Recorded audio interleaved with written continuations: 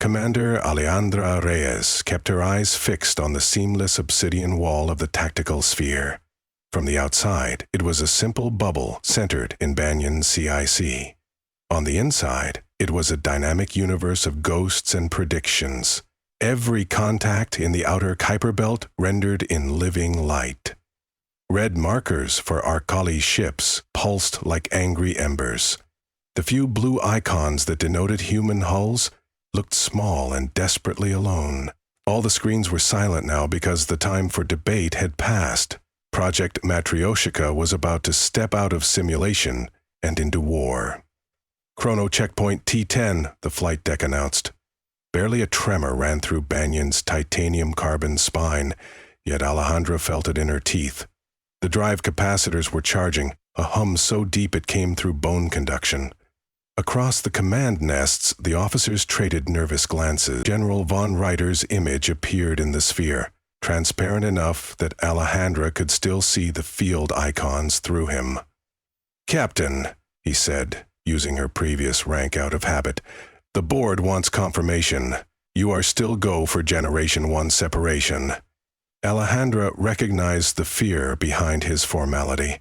The Terran Union had wagered every last promissory credit on the Fractal fleet, and Banyan, first of her line, carried the demonstration on her hull. If she failed tonight, if the Arcali shredded them before the children could split, humanity's banking clans would liquidate Earth's orbital defenses by the next fiscal quarter. "We're go," she answered. "All elements report green." She watched von Reiter exhale and vanish. Her executive officer, Malik Jiansheng, moved closer. "If our timing is off by even 2 seconds, their network will infer the pattern.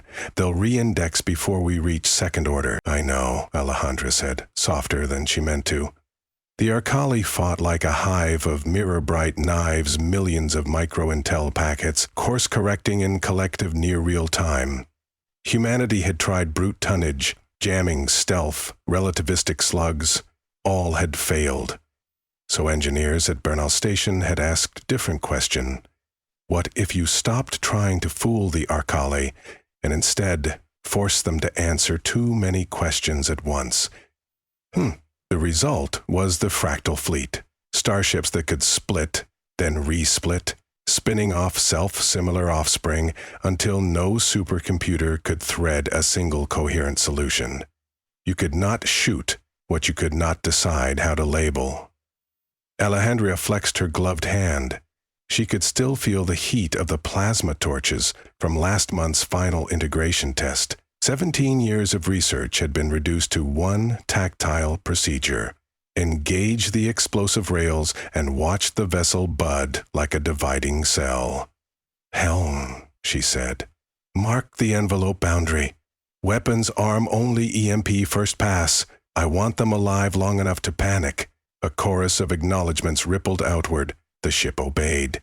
Outside, Banyan and her 2 sister cruisers slid on vectors converging at the Arcali blockade. On the tactical sphere, the enemy cluster resembled a crimson blossom, 5 destroyer-class petals locked around a central data node.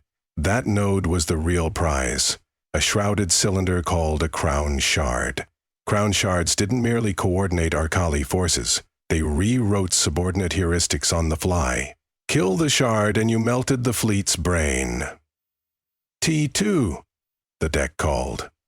Alejandra keyed the fleet net. "Matryoshka actual to all captains. We peel on my mark. Listen for the gong, gentlemen and ladies." A single tone sounded. The timers hit 0. Banyan lurched, then unfolded. Ports along her keel blew apart in controlled fracturing spasms. Armor plates split along filigreed seams to reveal hidden engine mounts. 8 newborn cruisers slid free, each half Banyan's length, their hulls repeating her faceted geometry. Superconductive tethers snapped loose, and the children angled their new-lit drives like flaring petals. The 2 sister flagships, Willow and Jacaranda, performed identical divisions. In the span of 6 heartbeats, 3 parent vessels became 24 juveniles. Alejandra felt the fleet mind surge. Every daughter ship carried a fork of Banyan's command AI dataless, pared down but whole. Network traffic multiplied logarithmically as the cognition lattice restitched itself. To the Arcali's sensors, a single answerless question suddenly exploded into 24 sub-questions. First order complete, Zhang Shen reported, voice threading awe and terror. The Arcali didn't pause. Burn lines whipped across space, hostile rail pulses seeking new targets. The leading human packet jug 1C vapor rise before completing her first evasive roll. No time to mourn. Daedalus began reassigning numbers, rewriting equations mid-flight. Arcali node is scrambling, sensors called. Radiation spikes across their lidar. They can't isolate mass signatures. Keep them guessing, Alejandra answered. She tapped her console. Second order, execute. The juveniles blossomed again. Hulls sequentially decoupled. 1 into 8, 8 into 64. At this scale, most frames were gun bottle size, each carrying a single coil beam and a reaction bottle smaller than a motorcycle. Distances between units became a fractal filigree of diverging arcs. From the Arcali perspective, the battle space filled with an impossible forest of near-identical returns, each echo dancing between real and chaff. Rebel algorithms inside enemy hulls fought to cluster probable threats, but every millisecond the human graph redrew itself. Alejandra watched the sphere bloom like algae under time-lapse, blue motes everywhere, so many that they blurred the display grid. She whispered a mnemonic from tactical training. Self-similar confusion is exponential confusion. The line was true if the humans didn't trip over their own complexity first. Shard node powering boost, sensors barked. They're rerouting to retreat vector 2. They're trying to jump out of the kill box, said Zhang Sheng. Alejandra studied the numbers. The shard needed at least 60 seconds to prime its slip coil. If it escaped, the destroyer pedals would follow the new orders, and the entire blockade might resynchronize on another front. This was their one slim chance. Third order, she ordered. Her voice trembled with the knowledge that no simulation had run deeper than 3. After third order, command latency grew chaotic. Identification friend or foe tags flickered. Hull returns fell below gram scale. Mathematically, they would approach the cognitive ceiling of human and Arcali alike. On cue, the gunboats flared open.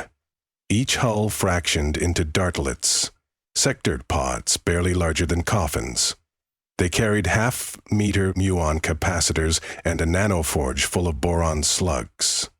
Thousands of Alejandra's crew were now each alone in a cockpit smaller than a cryo-coffin, hurtling through raw vacuum with only Daedalus shards in their ear. Within Banyan's central command bubble, the whole echoes vanished, because Banyan herself no longer existed. Alejandra, Zhang Sheng, and a skeleton bridge team occupied Banyan Prime, a spindle no bigger than a city bus. Most of the original mass had become children. The tactical sphere rescaled. Suddenly, the entire war fit in a hologram the size of a teacup. Link integrity at 91%, comms reported. Enough, Alejandra said. But she saw grunt lines flicker orange. Deeper splits meant narrower bandwidth between nodes.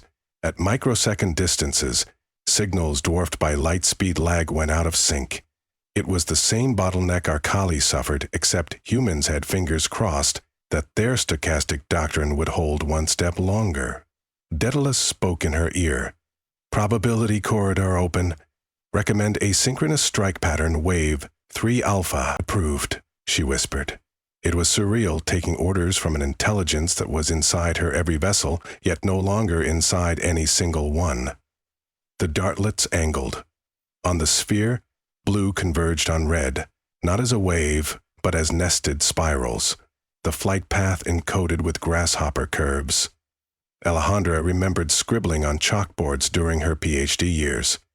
No straight-line vectors a machine might project, only mathematics that looked like art.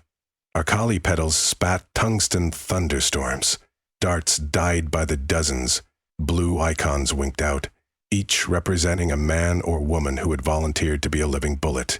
Yet the majority slipped past, impossible to focus on, because no single dart remained the same threat for more than half a tick. Every course bend recalculated the Arcali probability tables. At T plus 44 seconds, the first dart cluster impacted an Arcali destroyer's armor shell. EMP bundles ruptured. The massive pedal dimmed, drives guttering. With its computation loops severed, that pedal lost quorum privileges. It drifted into rotational tumble like a slain leviathan.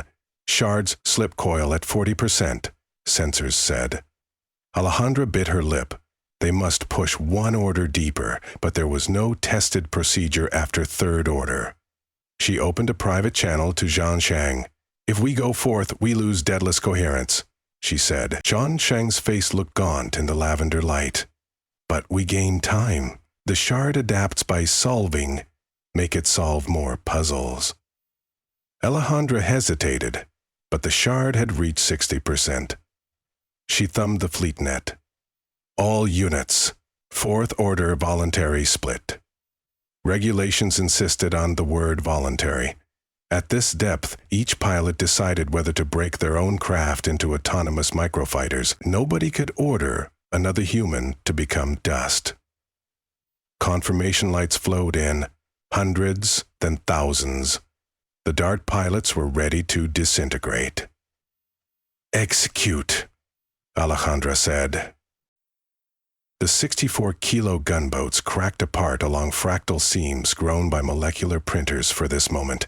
Each dart fissured into 8 stingers, each stinger into 8 needles, down to hull fragments only centimeters across. Micro-missiles with human minds? No, these were uncrewed. The pilot's conscious state forked into algorithmic shadows lasting minutes before entropy. The volunteers knew they might never awaken again. Reintegration of such deep forks remained experimental. Alejandro watched the display become snowfall. There were no icons small enough to mark individual needles. The sphere converted them into statistical haze. Blue fog swarmed the red shard. Arcali point-dense lasers optimized for meter-class projectiles lanced out and simply kept firing. But a defense grid relying on prediction must first declare which fleck mattered. And every fleck looked the same. Nanosecond by nanosecond, the Arcali solver matrix grew uncertain. Target confidence numbers dipped through the threshold, causing weapon assignments to switch, then to oscillate, then to stall. The shard slip coil halted at 87%. Too many interrupts, too many conflicting sensor feeds. It tried to drop its own hull plating into sacrificial blast fields, but the plates collided with phantom contacts that might have been its own errors. Within the chaos, 3 Stinger flights penetrated the core. Alejandro held her breath. A blue flash erupted, no sound of course, but every optical sensor spiked white. When the glare faded, the data node was gone. The crown shard singularity coil had imploded.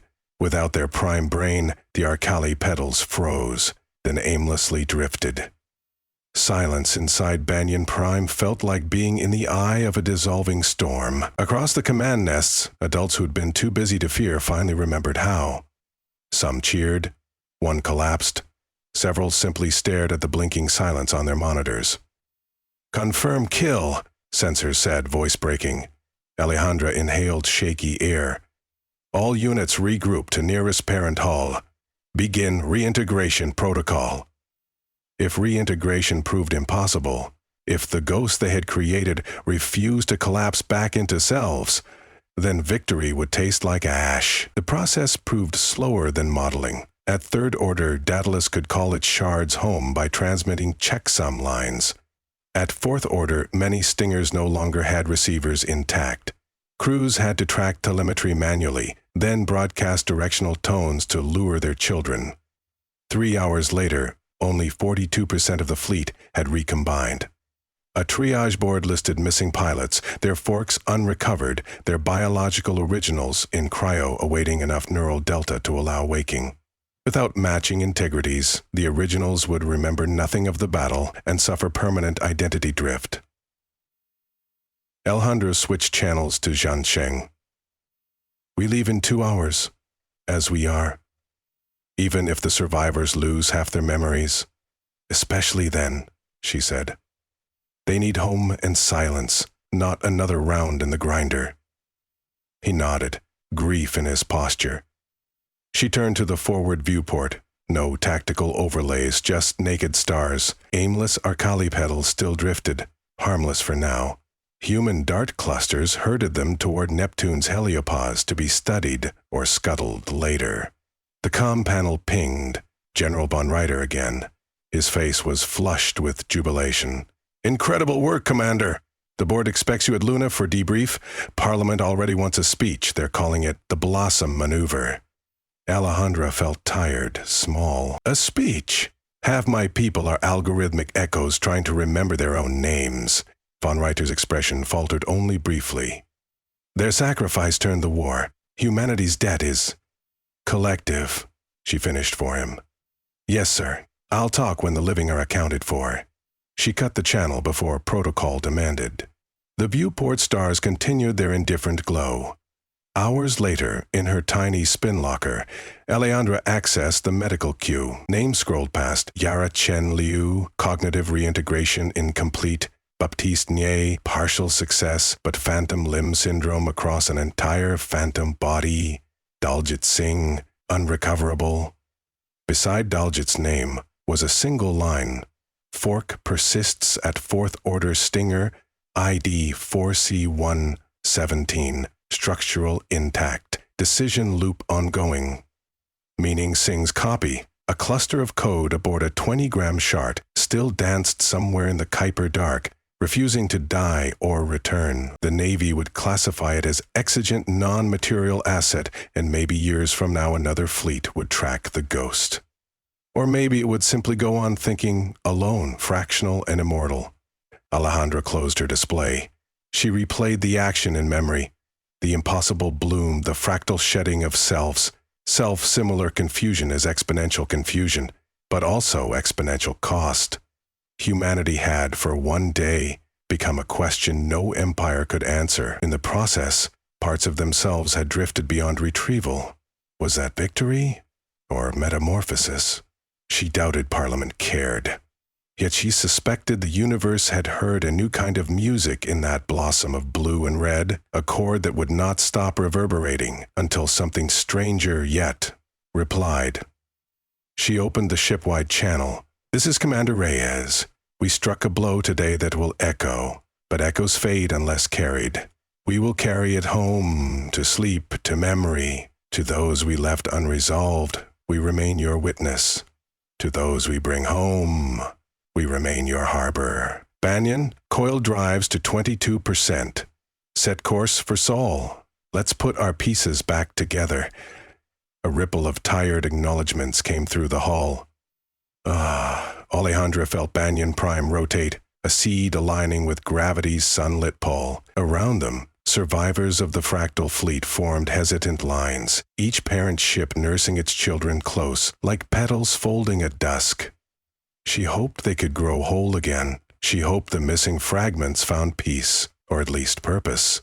She hoped, above all, that humanity remembered what the Arcali had just learned, that an enemy may master every algorithm except the algorithm of being human, which is to break apart under pressure. Then choose, stubbornly and unpredictably, how to heal. The drives engaged. Banyan Prime slipped forward, a fragment-seeking reunion with its own larger self. Soon the others followed, and the first Fractal fleet, having proven itself in fire and division, bent its long trajectory toward the distant, beckoning point of home.